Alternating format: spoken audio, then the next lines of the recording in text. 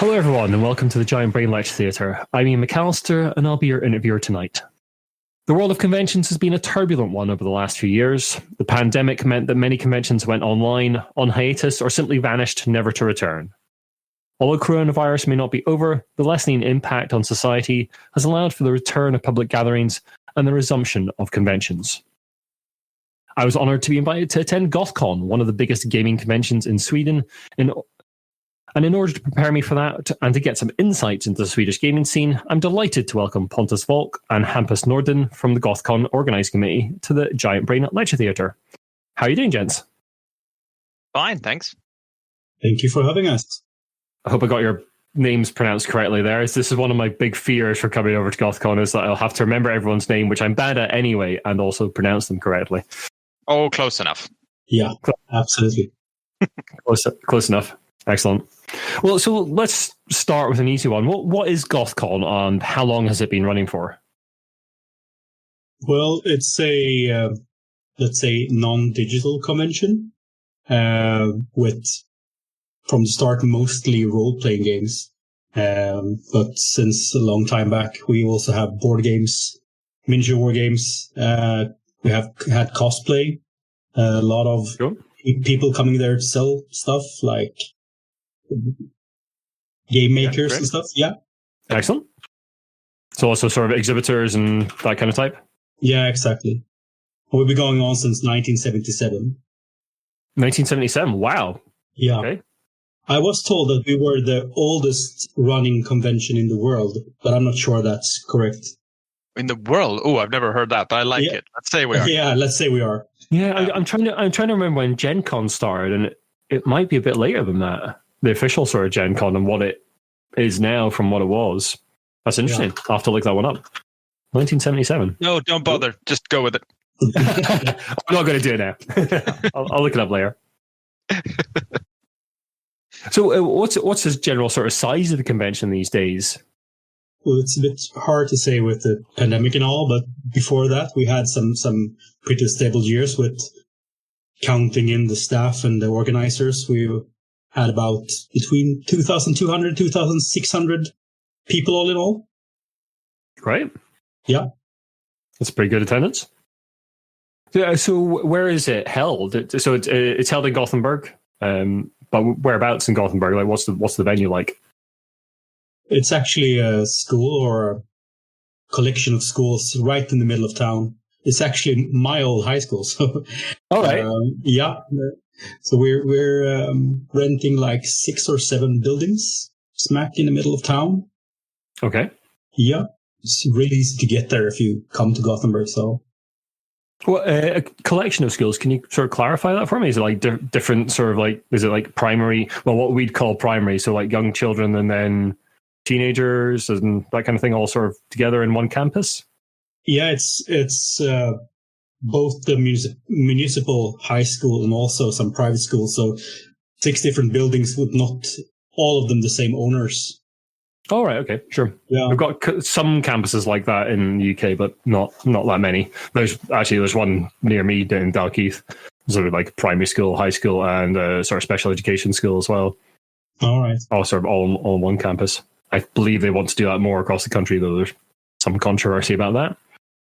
Anyway, getting off topic. You mentioned the pandemic there, Hampus. Like, how did the years of the pandemic affect your ability to put on Gothcon? I know Sweden's response to the coronavirus was quite different to the UK's. So were things shut down? Did you continue?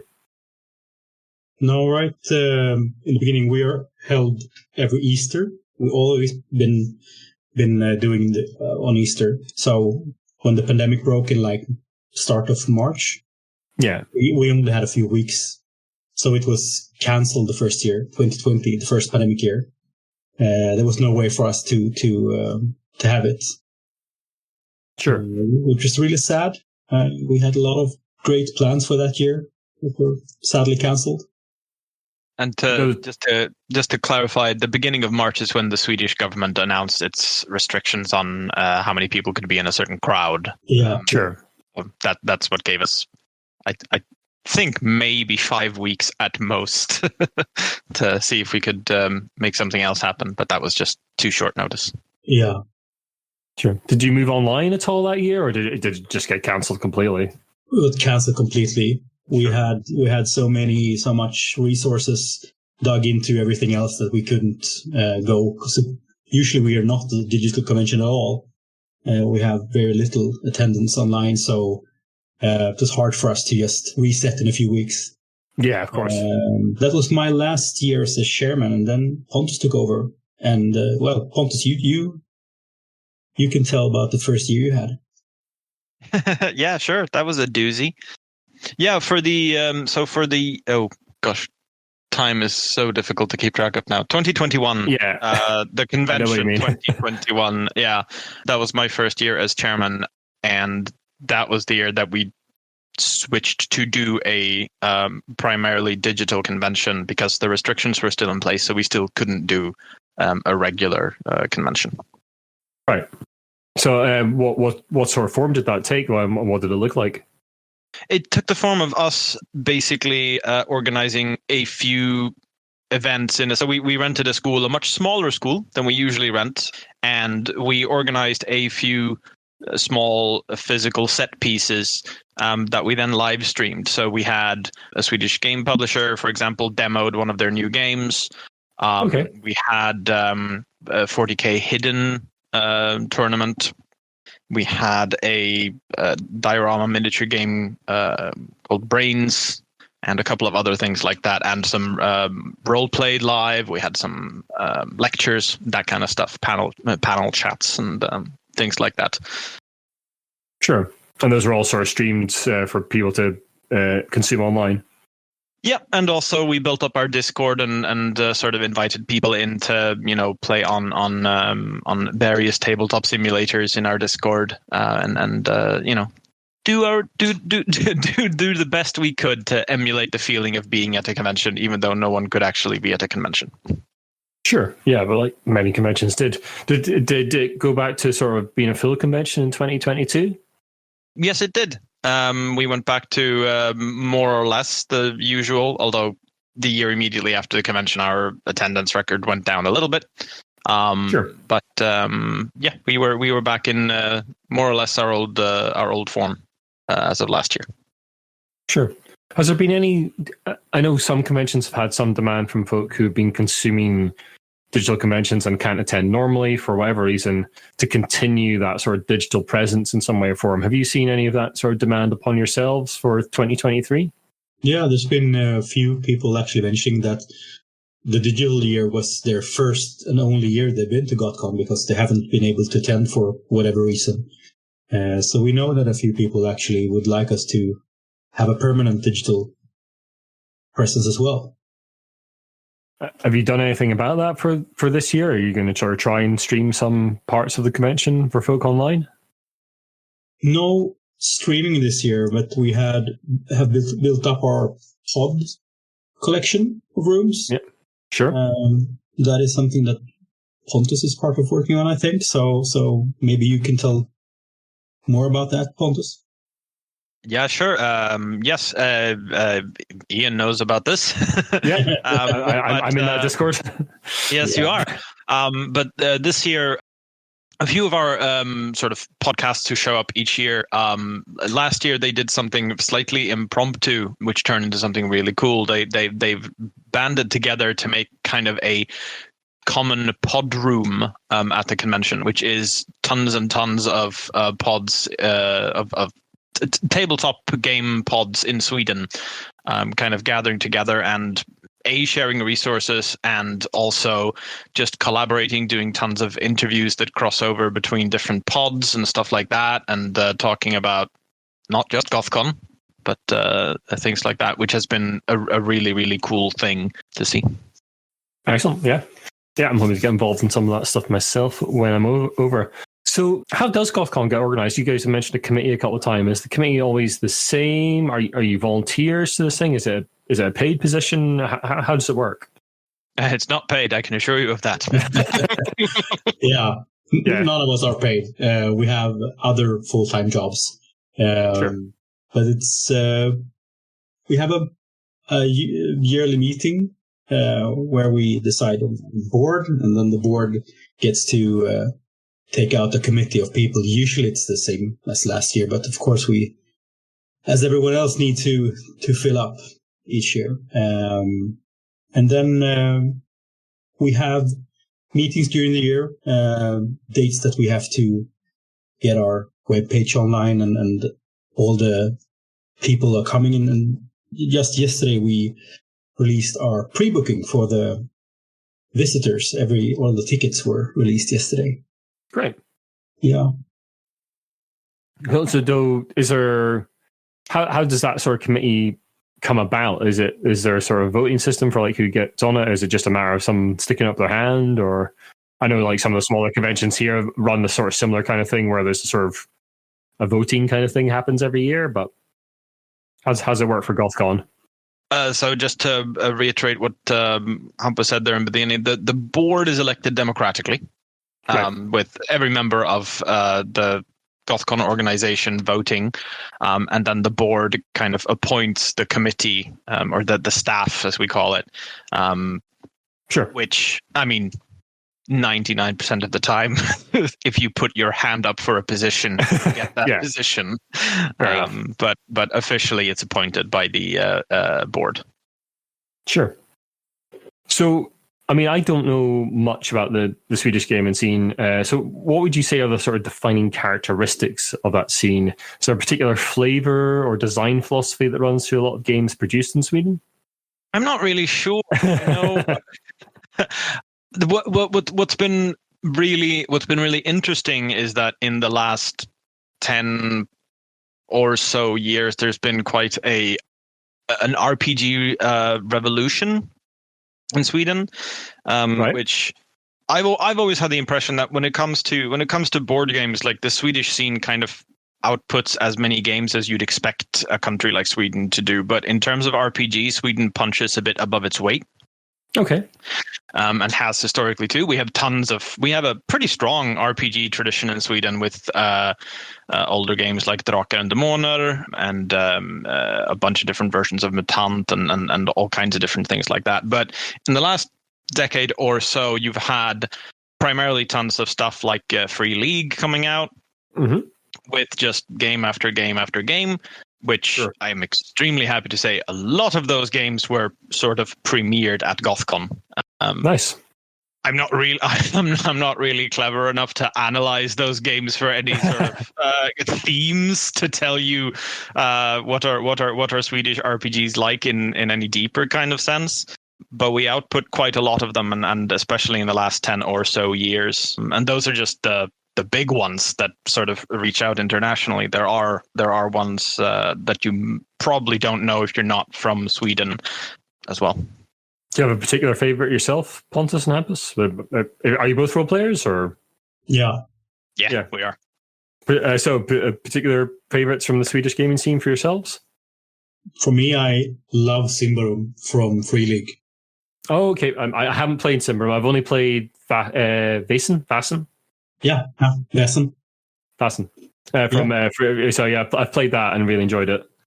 The dark fantasy stuff. The setting is awesome. Cool. I am just trying to remember how it was translated into English. Tales from the Loop. I really, really enjoyed when that came out a few years ago, and I had the opportunity to play one of the scenarios with one of the writers of that game as well. Really cool. Great. Yeah, because I believe they've just announced a UK campaign book for Tales from the Loop. Fun. I know they did an American one, but are they doing a UK one now? Oh, cool. Yeah, they just announced a couple of days ago. I'm trying to desperately remember what the name is. I haven't played Tales from the Loop, but it's on my sort of like want to run list. I'm the primary GM in my group. I don't know about you guys. Are you primary players or GMs? Player, but actually trying my hand at GMing right now. Yeah, for my local group, my regular group, I'm I'm the main GM. Though someone else has sort of picked up some work recently, which is good. So I've actually got to play some games like Blades in the Dark, which I talked about on one of the Swedish podcasts recently. Oh yes, I heard you. Yeah, I absolutely love. I might listen to that cast. I'm not sure. Don't know if I want to listen back to myself talking and blabbering. Ian, what was the book you mentioned? Was it They Grow Up So Fast? Yes. That's Yes, what it was called. that's the one. I saw it also, yeah. Yeah, I was trying to remember what the name was because the name was really nice. Like a really interesting sounding name. Yes, They Grow Up So Fast. So yeah. I might pick up. I'm not always a big fan of running like pre-written campaigns. My brain doesn't quite work that way, which is why I like things like Blades in the Dark, which are a bit more improvisational in their nature for the GM. All right. But yeah, I might be tempted back into that kind of thing by Tales from the Loop, and They Grow Up So Fast. If it's a sort of UK based campaign, that could be kind of interesting. Nice. What are the sort of like? So you say there's like a sort of big RPG tradition in Sweden. Does that like harken back to like days of D&D, or are there different origins for role playing games in Sweden? There are, unfortunately. I wasn't a part of that tradition. I wasn't a tabletop gamer until I got into my early 20s, really. Okay. So that kind of passed me by. But there definitely was. There was a co-current scene developing, thanks to, but also in reaction to D&D. And the Swedish RPG scene definitely went slightly its own way. Okay. And has kind of continued. Mutant Year Zero, another Free League game, for example, sure. I'm sure you know. That game has its root in several much older Swedish RPGs dating back to 19. Sure. But that's a Swedish RPG with a long and rich history. Cool. So are there any big events in the Swedish gaming calendar that are held specifically at Gothcon that sort of like draw people into the convention? We had some tabletop championships, and we had a lot of the role-playing companies do releases on Gothcon. Okay. What sort of thing? I think Pontus mentioned there's 40k tournaments and that kind of thing happening at the convention this year. Well, I don't actually know if there are 40k tournaments this year. There usually are, so I'm betting there. Yes, it is. Yes, it is. Yeah. Okay. Good. But we've had historically we've had tournaments in Magic, Carcassonne, Diplomacy. I believe Diplomacy. Yeah. That's going back 2 years. Munchkin. Yeah. And I believe we have I don't know if it's in the Guinness Book of Records. It probably isn't, but I believe we have the official record for the largest game of Carcassonne played at Gothcon. Yeah. Wow. How many players? Well, there were only like 4 players, but they filled up an entire room. They had like... you mean the size of the actual... Oh, yeah, physically the largest... amount of tiles. Okay. Yeah. It had a lot of boxes of Carcassonne for that. Yes. Took them 3 days almost to put all the tiles out. I've got a feeling I may have seen pictures of that somewhere online. Yeah. Yeah. Then we also have the Phoenix Awards at Gothcon, which are sort of Sweden's premier RPG award ceremony. All right. Okay. What sort of categories are in those awards? Hampus, help me out here. Do you remember what exactly? Well, not exactly, because there's like 20 different ones, but yeah, sure. I think it's best art cover, best story, best role-playing convention, which we actually won a few times. Yes. Interesting. Okay, sure. Yeah. Hampus, you're sort of in charge of exhibitor kind of things this year, are you? Or like you usually are? Yeah. What exhibitors would you recommend I sort of check out when I'm over there? Oh, we have so many. I think it's like 40 of them. Everything from people doing great art stuff to like, as we've spoken about earlier, Free League. Yeah, of course. So, but just to mention a few, you should check out Krashnikov Art. Okay. It's a guy named Joe Taylor. He's does some really, really great stuff, like Gothenburg scenes with a Cthulhu-esque theme. Okay, sure. Yeah, it's really cool. Yeah. Anyone else? are so many to check out. If you're looking for sort of a Swedish game developer kind of thing that you probably haven't heard of, I would recommend perhaps finding Wild Hallon at one of our booths, assuming they're going to have a booth this year, but I assume they are. They are. Wonderful. They make kind of they make several different kinds of games, but they're lately they've been releasing a lot of politically themed, mainly card games. Okay, interesting. Like Swedish politically themed or worldwide politically themed, or a bit of both? I mean, a bit of both. Swedish politics aren't that different from the rest of the world, so, you know. Also released a zombie role-playing game called Shoot 'Em in the Head. Oh, yes. Sure. I mean, that seems straightforward enough to tell what that's about. Yeah.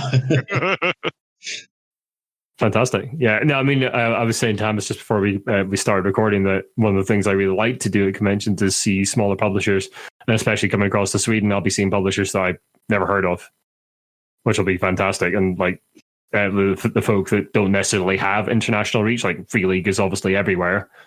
And yes, it'll be nice to talk to those folk and see their products, but it'll be more interesting for me to see the smaller publishers that are local to Gothenburg or Sweden. Yeah, sure. And see their products. So yeah, if you have any recommendations between now and then, just shoot them over to me, and I'll be sure to check them out. I've got a list already that I need to start actually reading up on and getting in touch with. All the exhibitors are actually collected in one building on the school. Okay. Yeah. So I'll give you the tour.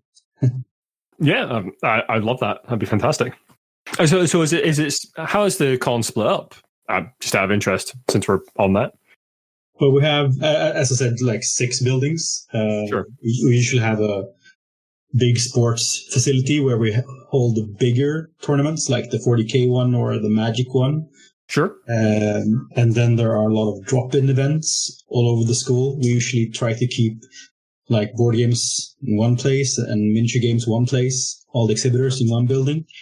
And then there are a lot of course, rooms that aren't available for everyone since role-playing sessions going on. Yeah. And then we also have a cafe. So we serve some food and sell some merchandise there. It's also where our reception is. So it's like the hub, the heart of the convention. Sure. Yeah. Gamers like to be fed. Yeah. And everything else gets squeezed in wherever we can find space. Yeah. Sure. You basically have the sort of run of the complex pretty much, yeah. Oh, yeah. Yeah. Great.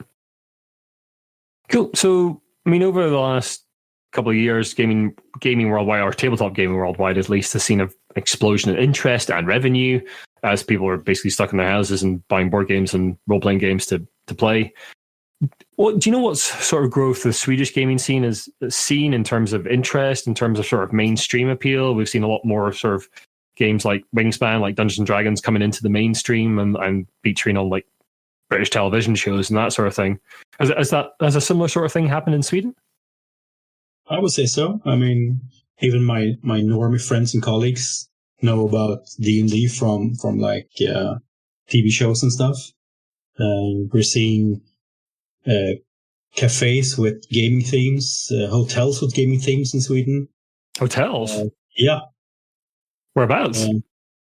We have one chain that's together with the esports community of Sweden have had some. Wow. Yeah. I don't think we had anything like that in the UK. Yeah. Wow. Yeah. That's very cool. So, like you mentioned TV shows there, like, do you think like sort of Stranger Things, that kind of thing is exactly an impact? Yeah. Has Critical Role as well? Has that had an impact over in Sweden, or is it more the sort of like mainstream TV shows like Stranger Things that are sort of having the interest version in Sweden? I don't know what you would say, Pontus. For me, it's people I know that are into Critical Role are already part of the scene. It's nothing new for them. For yourself, Pontus, what's been your experience of the sort of growth of the Swedish gaming scene? Have you seen it? I don't think I have, because I'm already in it, unfortunately. Sure. But I did catch the tail end of what Hampus was saying, and yeah, when it comes to stuff like Critical Role, I was going to say, sadly, still nice for those of us who are converted, but they do preach to the converted a lot of the time, I think. Yeah. I hope it's growing. We do what little we can to make it grow. That's one of the things we always try to do with Gothcon, is to reach out to new people and bring in new people to the hobby and to the scene. Yeah. Do you get a sort of wide range of folk attending Gothcon? Because one of the things I like about, I don't go too much anymore, but UK Games Expo, for instance, which is the biggest UK gaming con, has quite a lot of families and folk attending, and people aren't necessarily gamers in air quotes. Do you sort of attract people with a wide variety of interests, not necessarily just the hardcore? I would say that it's mostly hardcore people, or not. If we see the statistics each year, I think that last time I checked, 69% of our visitors had been on 10 or more Gothcons. Sure. And over 40% had been on 20 or more Gothcons. So, wow. Loyal people, which is awesome. But of course, we would like to see more people, other people, younger people, because we usually, like a joke, say that, well, last year the mid age was 36 and this year's 37. So, yeah. And if you let that graph continue, it ends in a, predictable place. Yeah, it just ends, doesn't it, really? Yeah, exactly. But one thing that I do think is really, really wonderful with Gothcon is that our exhibitors or organizers, then there is quite a large range of what kind of exhibitor they are. We have everything from the big league people, like Free League, for example, and then we have the people who, whether they might call themselves professional game publishers or not, they're somewhere in the middle. And then we have the kind of people who just make something in their basement, so to speak, or come to Gothcon to showcase their art, or their a gaming accessories that they make as a little side project or whatever it is. And that range, I think, is very wonderful, because that's another side of the hobby beyond just the players of games. Yeah, absolutely. I'm headed down to Aircon in March in Harrogate, down in England, in York, near York, and it's very similar. It's got a wide range of sort of publishers, from sort of like big names to right down to small, sort of like bespoke, sort of handmade dice bags and that kind of thing. So yeah, well, loads of people. I'll be very interested to see what the Swedish scene has to offer when I'm over. Yeah, among those, there are actually those who've been with us for several years that are not from Sweden. They come from Finland and England and other countries to attend Gothcon and publish their stuff and show us the gear they made and stuff. It's great. Cool. What sort of international exhibitors do you attract? We have Bard & Jester from Finland. They make like steampunk stuff. Okay, yeah. Hats and goggles and that sort of thing. Yeah, sort of cosplay stuff. Yeah, cosplay stuff. We have Bartalon, I think he's a Polish guy, makes leather crafting. Cool. So leather dice bags and that sort of thing. Nice. Lamentations of the Flame Princess lives in Finland but is American, right, Pontus? I believe so, yes. Yeah. James Raggy, one of those. Yeah. Raggy, I think. Yeah. I'm familiar with Lamentations. Yep. We also used to have before he passed, Joe Dever was a frequent visitor to Gothcon, because the RPG publisher that had the rights to the Swedish translations of Joe Dever's stuff are also frequent exhibitors with us. So they used to kind of invite Joe along. Oh, great. Yeah. And I never got a chance to meet him, unfortunately. I played some of the books when I was younger. Some of the Lone Wolf stuff, but yeah. I haven't really seen the RPG at all. A really kind guy. Yeah, he had a lovely reputation amongst the community. Was much missed. Still is. So, obviously, we'll touch on a little controversy here for a moment. Obviously, there's been a massive backlash against Wizards of the Coast recently with the release of the new OGL, or the leak of the new OGL, and then backtracking. And we've covered this extensively on the Brainwaves cast. What's the reaction been to the new OGL in Sweden? I expect it's been the same as it's been everywhere. I don't think people appreciate it. I especially think in a country where the hobby is very much historically dependent on people being allowed to do their own thing with others' work. I don't think it really plays very well. And a bit of an oddity at Gothcon is that despite the fact that D&D is by no means, like, it might be a little less popular in Sweden than it is in other places, it's still not unpopular. But for weird random reasons, we haven't had any D&D at Gothcon for many, many years. And this year we had an organizer, a former staff member, who said, "Wow, that's got to change. There's got to be D&D at Gothcon. It's Sweden's biggest RPG convention. Let's go." That got cancelled around January. Yeah, I can't think why. No. So yeah.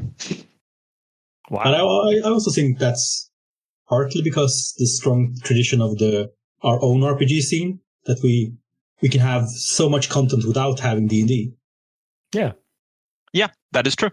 Are quite a lot of the RPGs that are produced in Sweden, do they say, yeah, you can use our stuff however you want? Do they do their own sort of open gaming licenses or anything? Or is there an attitude more of sort of free use of this kind of thing?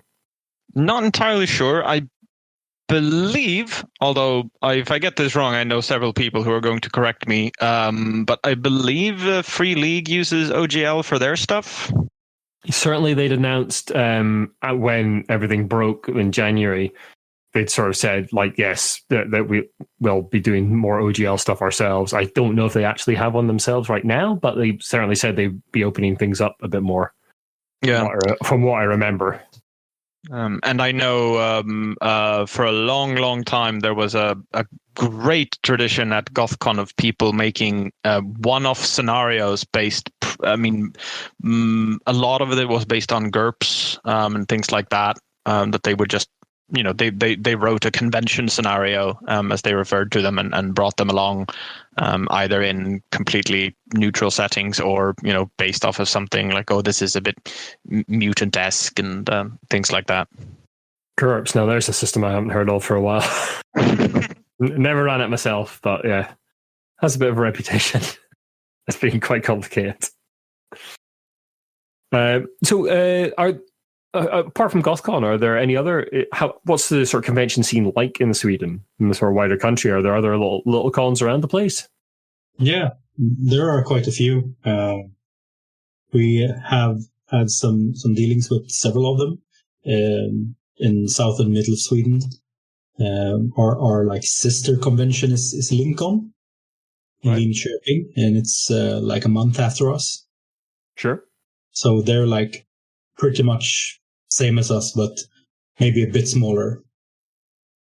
Sure. And where does that take place? In Linköping. It's on the East Coast. Okay. Around mid-May, I think. Sure. Any others to note that our listeners should go to? Because there are several.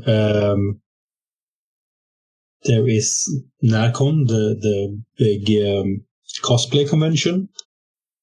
All right, yeah. Yeah.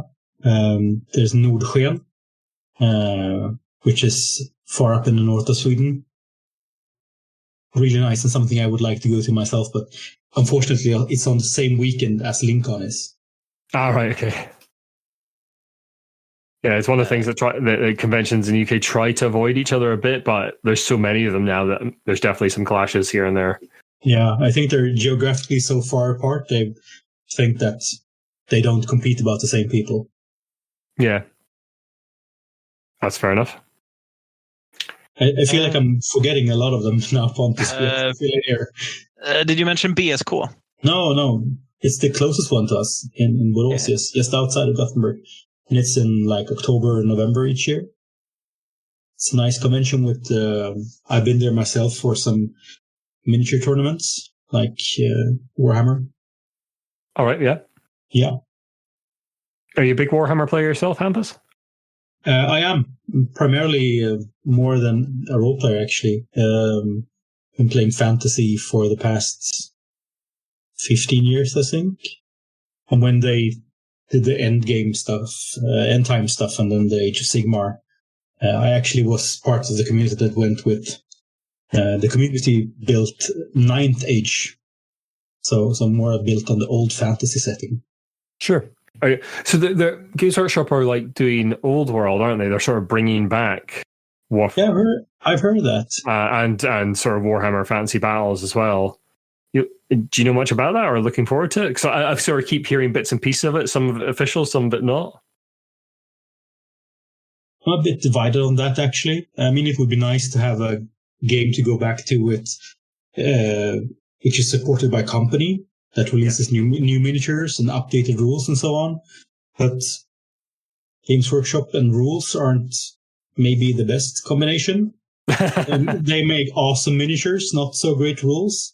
So I actually prefer playing the community rules at the moment. So yeah, I used to be a big Warhammer player back in the day, but yeah, I just don't have the time for it anymore, unfortunately. No. So mostly board games and some role playing games these days. Yeah, I went over to you to actually play Middle Earth instead. All right, sure.